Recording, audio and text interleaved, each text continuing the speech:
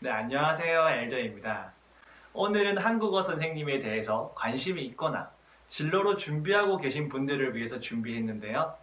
어떤 분들에게 한국어 선생님을 추천하고 비추천하는지에 대해서 제 개인적인 생각을 말해보고자 합니다.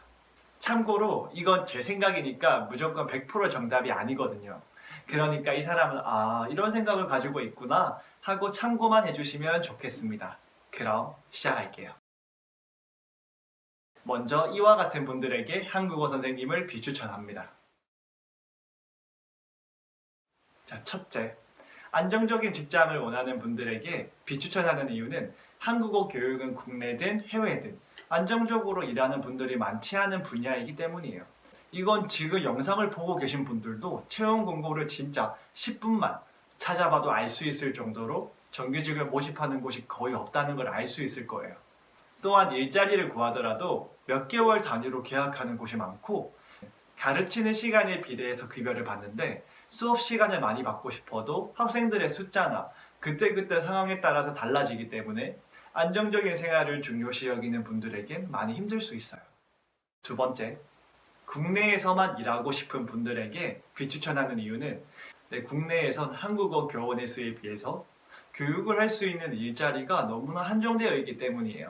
물론 온라인이나 개인 교습으로 한국어를 가르칠 수 있겠지만 이를 제외하고 한국어 교육을 할 수 있는 곳이 어디에 있을까라고 생각해보면 어학당, 어학원, 다문화센터, 외국인 노동자 지원센터 정도가 떠오르는데요. 물론 이외에도 몇몇 곳이 더 있을 수 있겠죠. 그런데 문제는 한국어 선생님을 원하는 수요는 한류와 다문화로 인해서 예전보다 늘긴 했어도 교원 자격을 취득하시는 분들의 수에 비하면 진짜 터무니없을 정도로 작다는 거죠. 진짜 그렇다 보니까 채용 공고가 뜨면 경쟁률이 정말 어마어마한데 그 경쟁이 석사 이상의 고학력을 가지신 분들과의 경쟁이라서 진짜 후덜덜합니다. 경쟁은 지방에서 수도권으로 갈수록 더 치열해지는 것 같은데 중요한 건 지방이든 수도권이든 경쟁이 많이 치열한 게 함정이라는 겁니다. 추가로 제 경험담을 하나 말씀드리자면 제가 한국어를 가르치는 기간에 지원한 적이 있었어요. 서류에서 바로 떨어지긴 했는데 그때 문자로 뭐라고 왔냐면 120분이나 지원했다고 문자가 오더라고요. 그 문자를 받고 쿨하게 받아들일 수 있었어요. 120명이나 지원했으니까 120대 1인 거잖아요. 충분히 떨어질 수 있는 거니까. 여튼 국내에선 일할 수 있는 곳과 수요가 한정되다 보니까 국내에서 머물고 싶은 분들은 다른 길을 가는 게 더 좋을 수 있습니다. 자, 세 번째. 돈을 많이 벌고 싶은 분들에게 비추천하는 이유는 기간에 채용이 되더라도 한국어 수업 시간을 많이 주는 곳들이 많이 없기 때문이에요. 한국어 교육에서 많은 한국어 교원분들이 일하고 싶어하는 어학당 같은 경우는 1시간당 2만원에서 4만원 정도로 측정해서 주지만 중요한 건 주당 20시간 이상 수업을 주는 곳이 거의 없어요, 사실은. 네. 특히 수도권엔 8시간에서 15시간 사이로 시간을 배정해주는 곳이 많아서 생활비를 뺀다면 돈을 모으기가 많이 힘들지 않을까요? 네. 그런데 어학원에서 근무할 경우에 어학당의 절반이나 절반 정도를 못 받는 곳도 많고 수업 시간도 안정적이지 않기 때문에 생활비가 마이너스일 수도 있어요. 그래서 한국어 교육에서 일하는 것보다 다른 곳에서 아르바이트 하는 게 돈을 더 많이 번다라는 말을 듣기도 해요. 물론 외국인들이 많이 오는 학원이나 한국어 교육 관련 업체를 운영해서 성공할 수도 있고 재테크를 잘해서 성공할 수도 있지만 보편적으로는 돈을 많이 모으는 게 쉽지가 않아요. 네. 요약하자면 국내에선 경쟁이 엄청 치열한데 그 경쟁을 뚫고 취업하더라도 안정적이지 않고 돈을 많이 벌기가 쉽지 않기 때문에 저는 위에서 언급한 분들에겐 추천하지 않습니다. 실제로 이와 같은 이유로 주위에 있는 많은 한국어 선생님들께서 누가 한국어 선생님을 하고 싶다고 말하면 하지 말라고 하거나 말리려는 이유가 이런 이유들 플러스 알파 때문이기도 하죠. 자, 이제 다음으로 이런 분들에겐 한국어 선생님을 추천합니다. 첫째, 해외에서 지내고 싶은 분들에게 추천드리는 이유는 외국에서 돈도 벌고 그 나라의 삶과 문화를 배우는데 이만한 직업이 없다고 생각하거든요.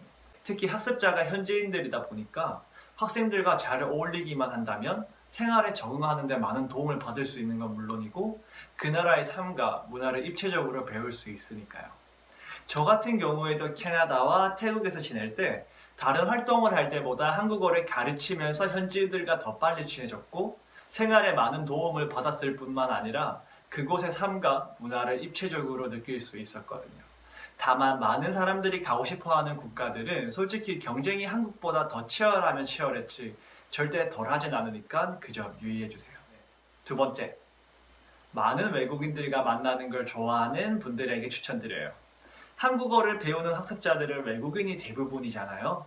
그러다 보니까 따로 노력을 안 해도 외국인들을 만나는 건 당연한 거고 내가 학습자랑 친해지려고 노력한다면 다양한 나라의 사람들을 친구로 만들 수 있게 되는 직업이죠. 그래서 외국인들을 만나는 걸 좋아하는 분들은 정말 이 직업을 좋아할 거예요. 세 번째, 돈보다 하고 싶은 일이 더 중요하다고 생각하는 분들에게 추천드려요. 돈에 큰 가치를 두기보다는 내가 하고 싶은 일을 하면서 보람을 느끼고 살아가는 게 더 중요하다고 생각되는 분이라면 괜찮지 않을까 해요. 사실 저도 돈보단 하고 싶은 일을 하면서 보람도 느끼며 살고 싶어서 한국어 교육 쪽을 선택했어요. 근데 이게 시간이 지날수록 현실적인 여건 때문에 회의감도 많이 들기도 하더라고요. 실제로 현실적인 여건으로 인한 회의감 때문에 주위에서 한국어 교육계를 떠나는 분들도 정말 많이 봤고요. 여튼 그렇습니다. 자, 이렇게 오늘은 어떤 분들에게 한국어 선생님을 추천하고 비추천하는지에 대해서 제 개인적인 생각을 말해드렸는데요. 제 의견에 동의하시는 분도 있을 거고 아닌 분들도 있을 거예요. 그러니까 참고 정도만 해주시면 좋겠고 가능하다면 저뿐만 아니라 다른 분들의 의견도 많이 참고하시면 더 좋을 것 같아요. 결국 인생은 자신이 선택하는 거잖아요. 그러니까 저는 지금 영상을 보고 계신 분들이 어떤 선택을 하든 응원하겠습니다. 화이팅! 네, 이 영상이 도움이 됐다면 구독과 좋아요 아시죠? 그럼 다음 영상에서 봐요. 안녕!